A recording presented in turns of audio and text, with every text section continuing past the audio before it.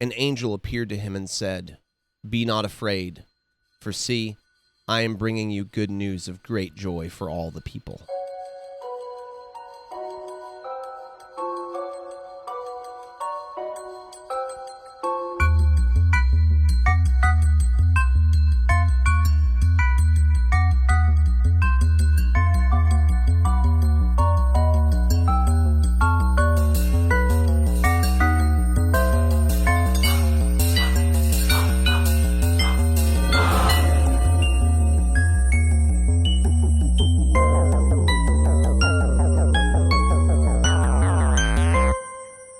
Inspired by the works of AkiraGoya and artists like Beksinski, AkiraGoya's Angel at Dusk is a masterpiece of gross yet beautiful proportions. A strange experience, one marred by weird design decisions, is overall brought together by great gameplay and a one-of-a-kind atmosphere. Today we'll be observing both my runs in Awaken and Fallen modes, both on the Extinction difficulty. Enjoy!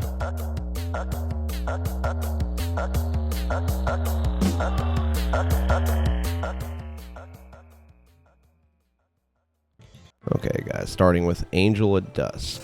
This is a really strange game to try to describe.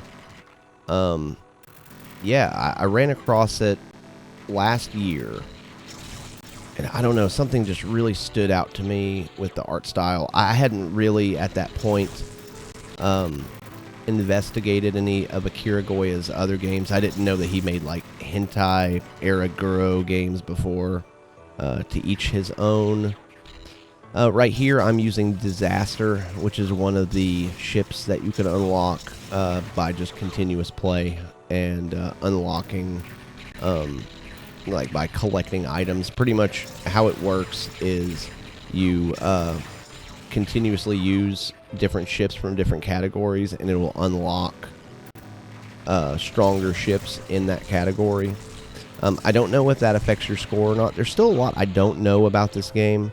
I just wanted to post a run because I love the look and feel, and a lot of the mechanics of this game are really good. It's got an amazing tutorial as well, even though a lot of what is in the tutorial you don't even really use for the game.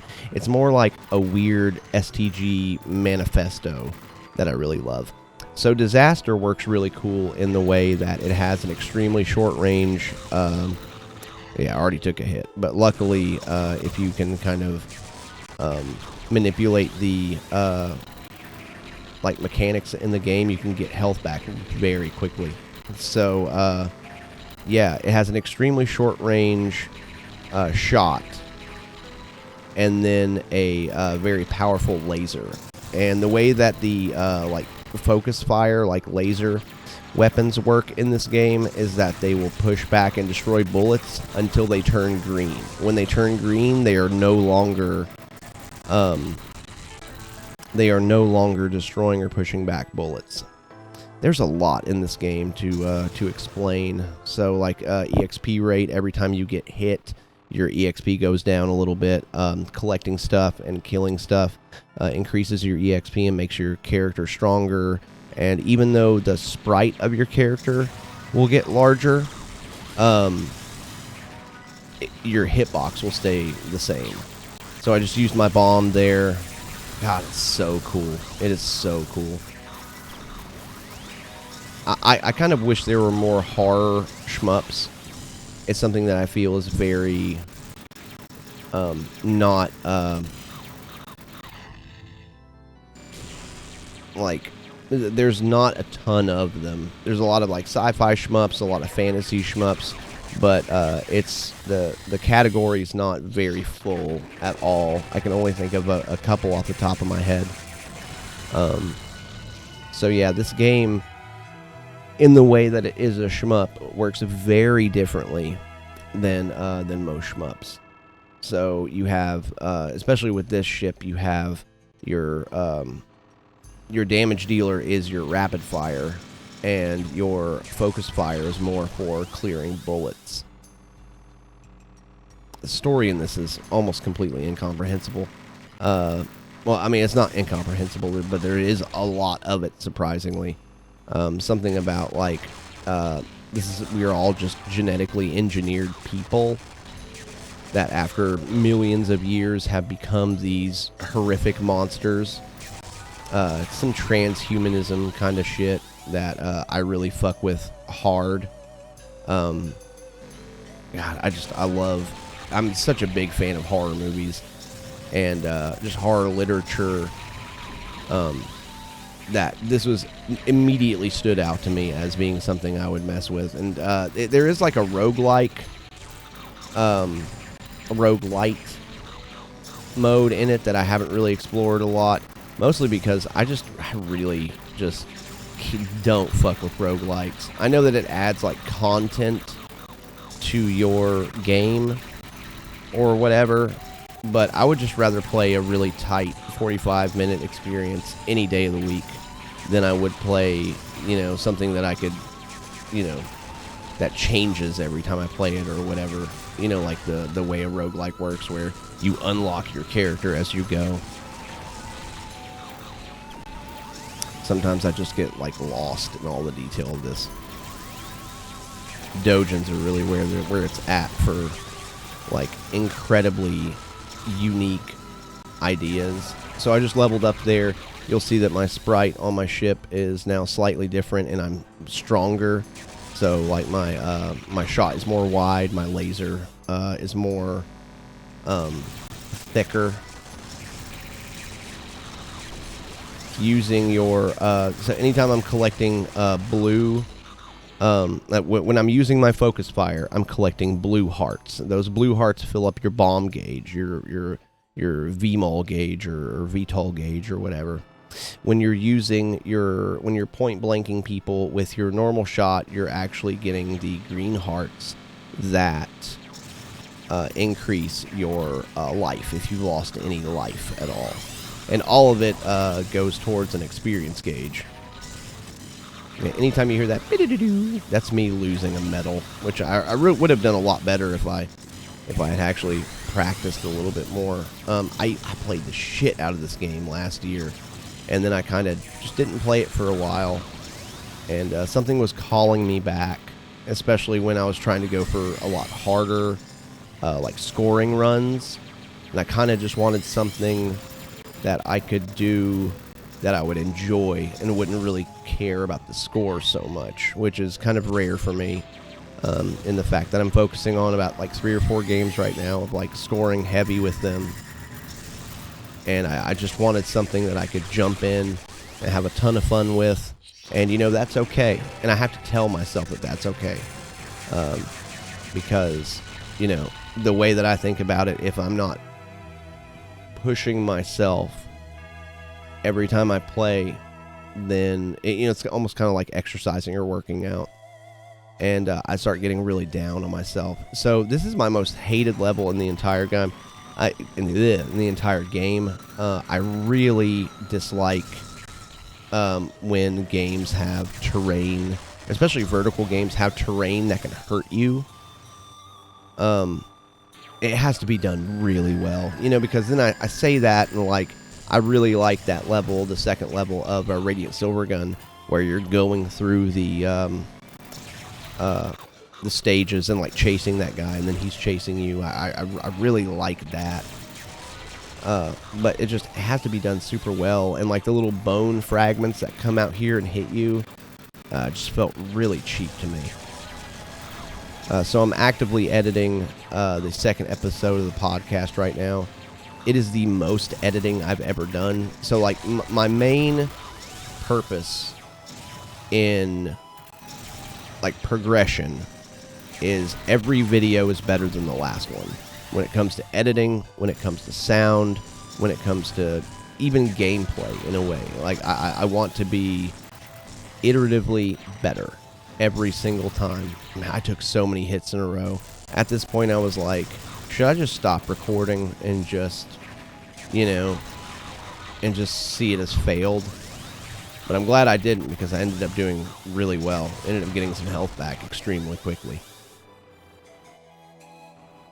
I also didn't notice until about halfway through this run that whenever you hit focus fire, it actually freezes your options where they are. So there's 5 levels. 5 bosses. There's also a, I should have thought of to do it, but there's a, an option that turns off the nipples. I think it's called like R15 mode.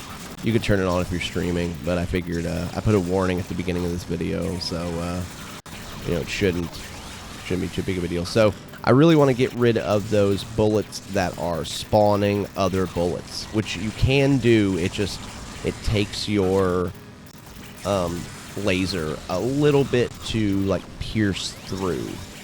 It's totally doable. I do it a bunch of times here, but for some reason I wanted to get both of them so I wouldn't get smacked by anything.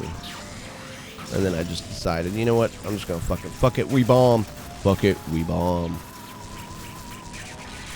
Very similar to Garega in the way that the little Skelly Man medals will continue increasing in value as you collect them.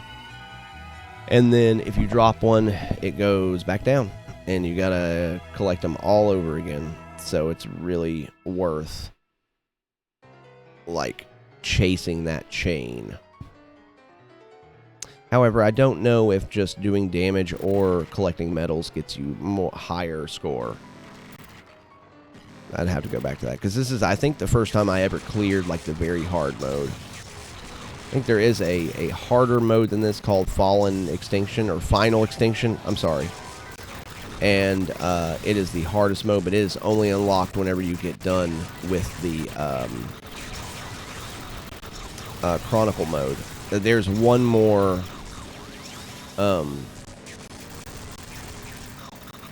level. Sorry, I'm getting lost in the insanity that's on screen right now. The little sperms that are chasing me. So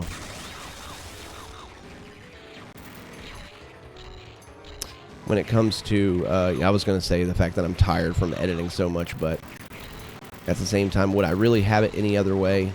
Would I really have like hitting a roll and being like inspired and wanting to do as much as I can just all the time? Would I really want that to be any different? And the answer is no, I wouldn't. I would rather be tired from editing videos all the time and be exhausted from it, but still just be ready to just keep doing it. Yeah, I love the role I'm on, and I would love to keep it going for as long as possible, because it's nice. It is really nice to make these and share them with you guys, and know that there's people out there that actually care. And so for that, I thank you guys. It is so cool seeing that laser just grow bigger and bigger. I love that I have like these little dongle fingers. Some of the dodging that I do in this is absolutely insane to me, because there seems to be no rhyme or reason behind a lot of this. It seems extremely messy. I have no bomb here, so getting out of this is going to be tough. But I did it somehow. But then I got hit right before, of course, some goddamn motherfuckers.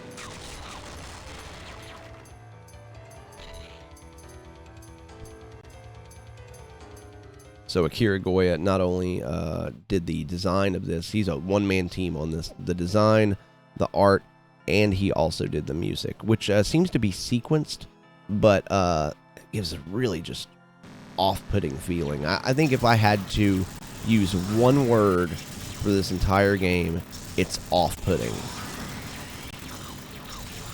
Like 100%.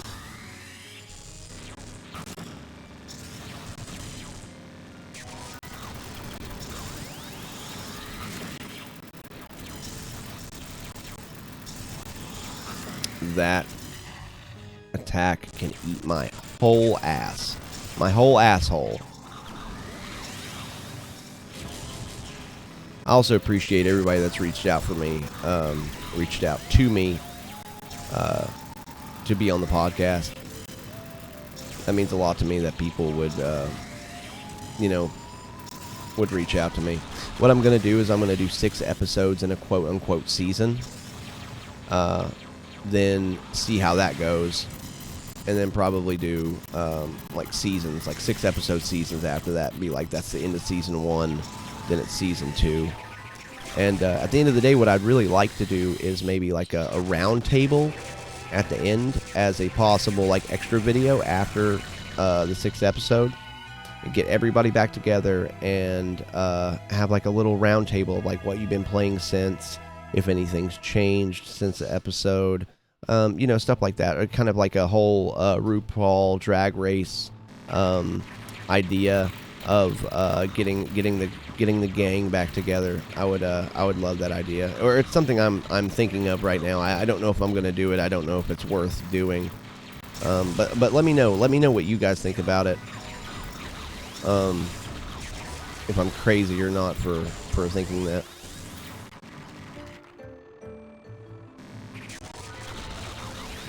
The way that things explode in this is so magical. So yeah, one thing that did just happen right before I started commentating this was apparently I didn't know that a new version of Ymir had come out, which is the Saturn emulator, and it works extremely well for low-end CPUs, which mine is. I run on like integrated graphics and everything else, and I had been having issues with running Tsukio Gurentai well. It would have weird stuttering and audio issues, and that game is too good to post a video of it running shittily. So I was kind of sitting on, you know, some runs for it. And then I just tested it out right before I started doing the commentary for this, and it worked so wonderfully. I mean, like, seemingly perfectly. And so I cannot wait to show you guys some Tsukio Gurentai, because that is one of my favorite games ever. I think I talk about it, I don't know, probably every episode, every video I do, Tsukio Gurentai comes up at some point. That and Bat Rider. So, you know, I cannot wait to show you guys some of that.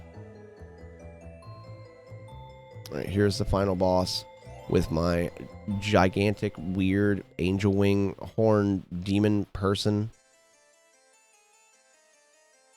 These names are absolutely incomprehensibly weird. I've tried saying them like, hey, it's the horse. Yeah, those things, those little chasing, like, weird electric. Maybe if I feel like it, I'll put a counter up on screen for how many times I've said weird in this episode. The destruction on enemies is one of the things that really I wish more STGs did. Something about being able to blow an enemy apart, even if it makes the game easier by doing that. Because I know one of my favorite newer games, Androdunos 2, did that. But I read a review with, or not a review, an interview with the developer, where he was saying that he wanted it to depower enemies instead of just completely taking out a weapon. And I believe that is, I don't like that at all. Because if I blow a fucking weapon off of a ship, then that weapon should not work anymore. I don't care if it does, if it fucks up the balance of the game. I don't care if it, you know, whatever. Like, if I'm fighting a boss tank and I blow off the main part of the tank, then that, like, main part should not work anymore. It feels hollow if you do it any other way. At least this is all my opinion. I mean, I would like to hear some differing opinions on stuff, but I know that would all have to do with game balance. And for me, it would be more about just the feel of, like, making a difference in the world, right? So you influence the world by blowing shit up and, you know, existing as an aggressive force in the game. And I feel like that is undone if you just don't do anything about it. That's an Infinos Guide In, too, which is another really, honestly, amazing game by the same guys that did Andrew Dunos, where you're fighting a boss, and, you know, he's got, like, a laser, and he's, like, lasering you, right? And you're just fucking hammering at the laser. And then the laser blows up, and there's just, like, a little, like, chunk there. But it's still firing the laser. Yes, it's, like, depowered. It's weakened. But I'm like, I blew the shit out of that fucking laser. Like, that laser should be gone. You know? I know that, like, the guy wouldn't have an attack or would have less attacks or it would be easier at that point. But, like, let him have it. I mean, I've been playing Ibarakuro recently, which is an amazing game that not enough people talk about. And that has, like, actual boss destruction, right? So, like, you blow a wing off, that wing is gone. You get a part of a tank off, that part is gone. And the boss, like, comes up with another attack to, like, make up for that. And I believe that that is the more satisfying way to do it. Because I know if I hit a dude with a fucking Hadogen and it completely eradicates his attacks for 10 seconds... then, you know, yes, I've made the game easier, but, like, I am rewarded with that, right? Like, that's my reward for doing that attack, is I have one less bomb, and I've completely fucked this guy up.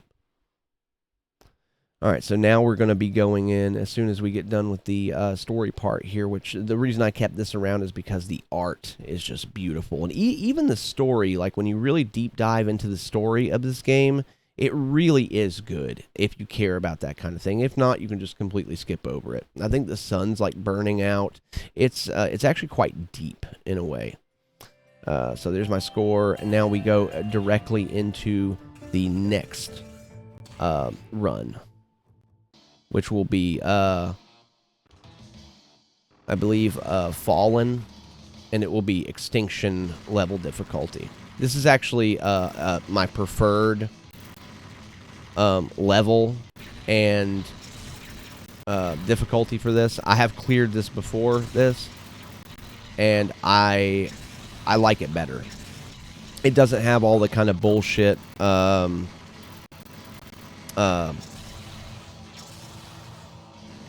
like, you know, parts that are in the other one, you know, like the terrain or anything like that. And it's quite a bit harder, in my opinion, which I really like when games just don't pussyfoot around and they start out, like, immediately hard. That's one of the things about Mushi. I was talking to the Hidden Fortress a couple days ago, and we were talking about the difference between Mushihime-sama Futari and Mushihime-sama.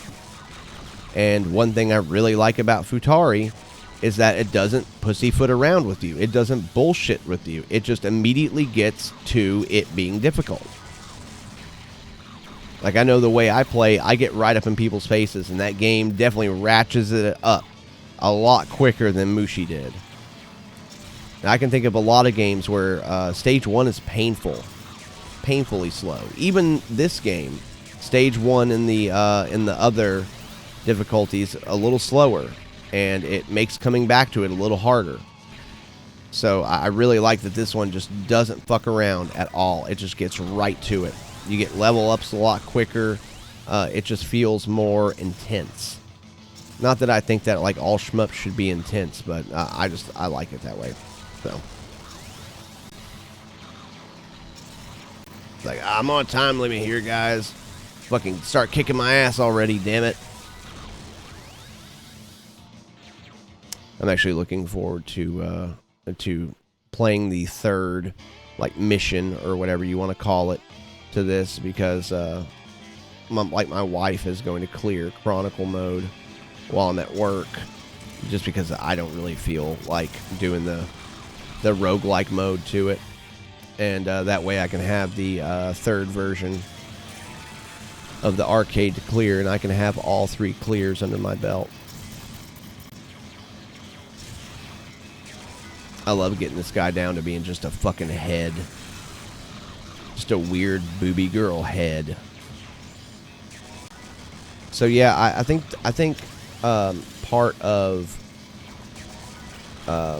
AkiraGoya's games before this were a series called Gall Shell, if I'm not mistaken. And this is totally not safe for work, by the way. But Gall Shell is like a hentai game with some AkiraGoya influences. So lots of, like, you know, naked, weird ladies and, you know, violence and stuff like that, which, you know, is some people's cup of tea, but you know, no judgment. Everybody's watched Urotsuki Doji, right? We can all be adults about it, I guess. Even though sometimes I do want to pop some jokes about it.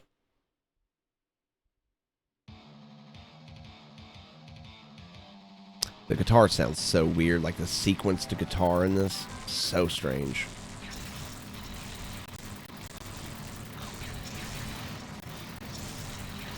Yeah, this is where they start firing these worms at you, like, just post-haste.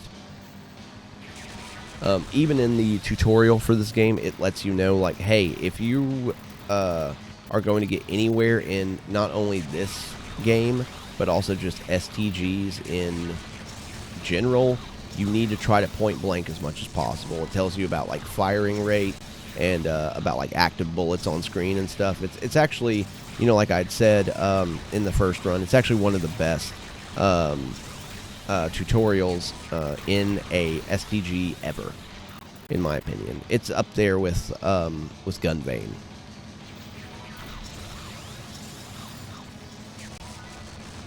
I love that you have a second to still kill any arms or, like, limbs that are hanging off of people whenever you destroy, like, the main part. Because I know sometimes I'm like, this guy's fucking dangerous. I don't want to leave the main part, like, available for him to shoot at me with.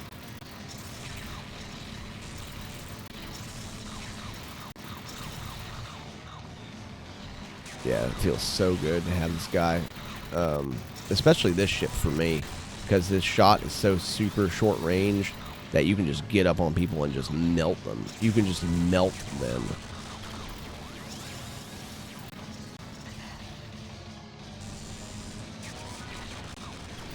Yeah, see, because I got hit, I meddled down.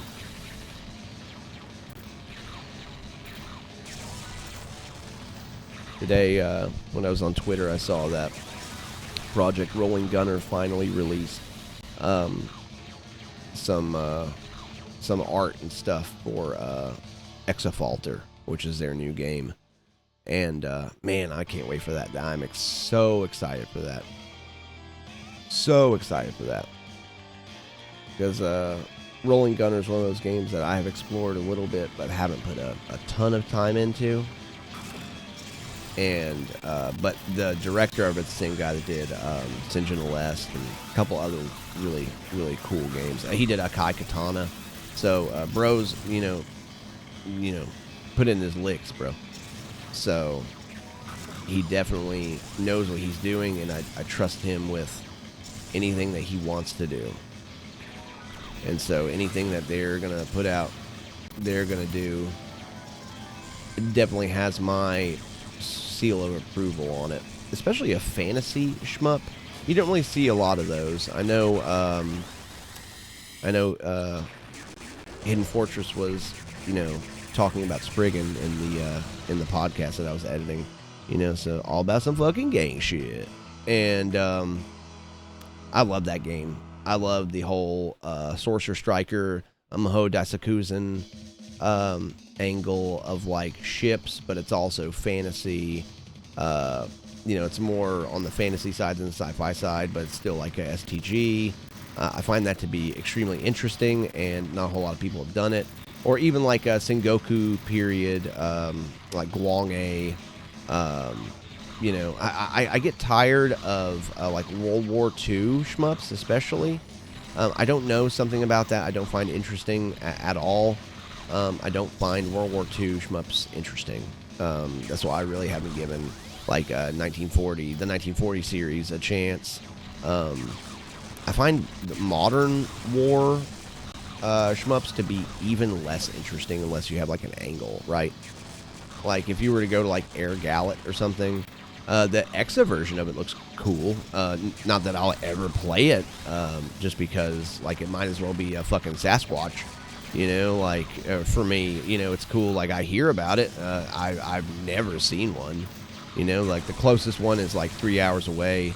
And I've never seen a shmup in a EXA cabinet. And every time I ask the guy, he's like, bro, nobody comes here. Nobody ever plays these. So why the hell would I spend, you know, $2,000 on a game only you're going to play? And so, yeah, they might as well not exist. But that's a whole nother topic for a whole nother video. So I know I just probably pissed off some of the retro game community by mentioning how my dislike for EXA, but oh well, you know. By this point, you definitely probably know what my views are on certain things. So, but yeah, that's one of the reasons why I didn't play AkiraGoya for so long, is because I thought it was just a normal World War II shooter. I didn't know it had kind of like some, you know, magical, you know, not magical, but like sci-fi elements to it, or Strikers 1999, stuff like that. I actually have a game that I saw Zero Lux playing, and here's shout out to Zero Lux too, called Stormblade. I'd never seen that. I'd never heard of it, and I watched his what is a 1cc video last night, and I saw him playing that video, and it looked fucking cool. You know, like, it's kind of like Psycho inspired. I think 1996 Visco. And it looked fucking cool. Like, it really looked awesome. Which, you know, if I had to make a list of my favorite Psycho games, it would definitely be Dragon Blaze would be the top, because I love the dragon shot mechanic. Then it would be Gunbird 2. Then it would be Gunbird. And maybe Strikers 1999 after that. I don't know. I haven't really played the Strikers games as much as I really have wanted to. So, yeah, just deleted that fucking boss. Just deleted that boss. So, you know, I would love to. I would absolutely love to play the Strikers 1999. I have so many games, though, that I'm playing actively right now, and I'm trying to just focus on like 3 or 4 of them. But sometimes I'll be like, you know what, I haven't played Ref Rain in a while. I would love to jump on Ref Rain for a minute and just fuck around. And, you know, controlling that urge has been absolutely one of the hardest things for me in this niche. Because you have so many games, and they're all cheap and or free. So, and they're all, you know, mostly available. I mean, some of them are stuck on weird old hardware. But they're all, like, you know, quite easily emulatable, except for some of the Saturn ones. The Saturn ones are kind of difficult. Hence Ymir that I was talking about earlier. So, you know, definitely check that out if you have a low-end spec PC or having issues with running Saturn at, like, a good rate. I can't wait to fuck around with that a little bit more. Yeah, this starts getting insane here. The only reason I survived this run was just because this ship, once you level it up enough, just has a ridiculous amount of hits. Which usually I'm not a fan of regenerating health in a fucking shmup, unless it's done well. Luckily, the way it does it here is very weird in the fact that you have almost no period of invincibility once you get hit. Like, you can get, like, chain hit, right? Like, right there, I could have got hit a second time if I wasn't careful. Luckily, you gain a little bit of invincibility after you level up. And you have invincibility when you're using your bomb. I never played Steel Vampire. I think I own Steel Vampire, but I never played it. Would you guys recommend it? I know it's like AkiraGoya's game before this one. Kind of like a weird, I don't know, it almost seems like a modern war shooter, but then it's got a lot of the recycled elements from his older games. Like, even this does.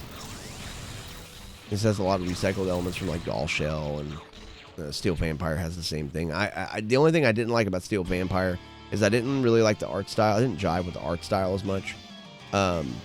It was a little bit too, milquetoast for me. Unlike this, honestly, unlike this game is just, killer in every single way. I love the bosses in this difficulty. They're so fucking weird. Blowing out eyeballs and heads floating around everywhere. God damn that fucking turret, dude. God damn that turret. So I'm really excited about some of the guests I have booked for this next upcoming week. And just a reminder that if anyone would like to schedule, hit me up. It might be a while. There might be a little bit of a wait, but I would love to hear from you guys anytime, and see if we can get something set up. I know that I got like 3 that I'm doing this week alone. So definitely a lot of editing in the future for me. But I've started to really enjoy it. It went from a necessary evil to something that I actively look forward to, which I always thought was really strange. I started noticing that last time when I did the Zero Ranger video. I started thinking about not just thinking about the edit as a like necessary evil, but as a part that I would actually enjoy.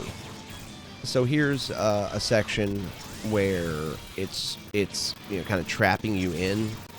The reason I like this section better than the one from the last series of stages is because it doesn't have those stupid fucking bone things that are trying to hit you the whole time.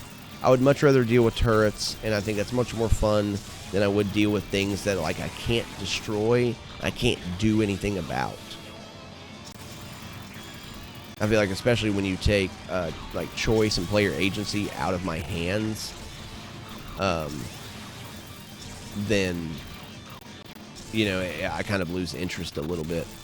Speaking of player agency, it was funny. I posted a review or something, or a comment on Twitter, and somebody was like, watches the Electric Underground once.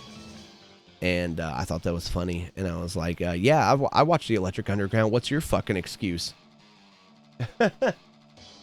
So, here's a big fuck you to that person, huh?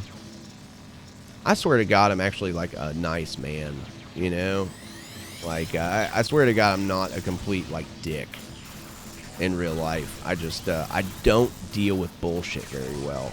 I don't deal with people being assholes very well, and I don't deal with people treating other people less than very well.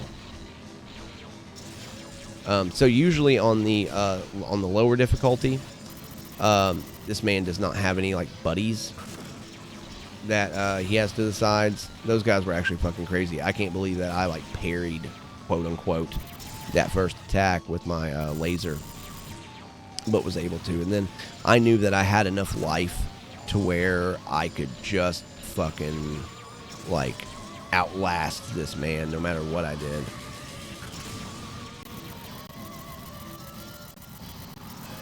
Yeah, that big fireball. You can push it back, but it's kind of tough to do. I don't think you can actually push it back, but you can slow it down. It's always really cool. Here, I was just like, God damn it, get away from all the fucking bullets, jackass. Yep, we got him. We got him, boys. We got him.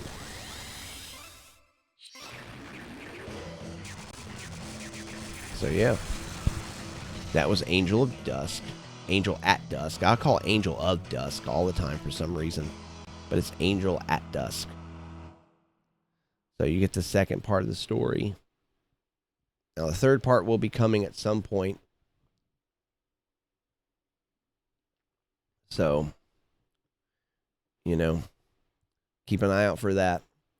And I'm going to go ahead and leave you on this stunning art, because it is time for me to get ready for work. So I hope you guys enjoyed, and I will see you in the next one. Peace, guys.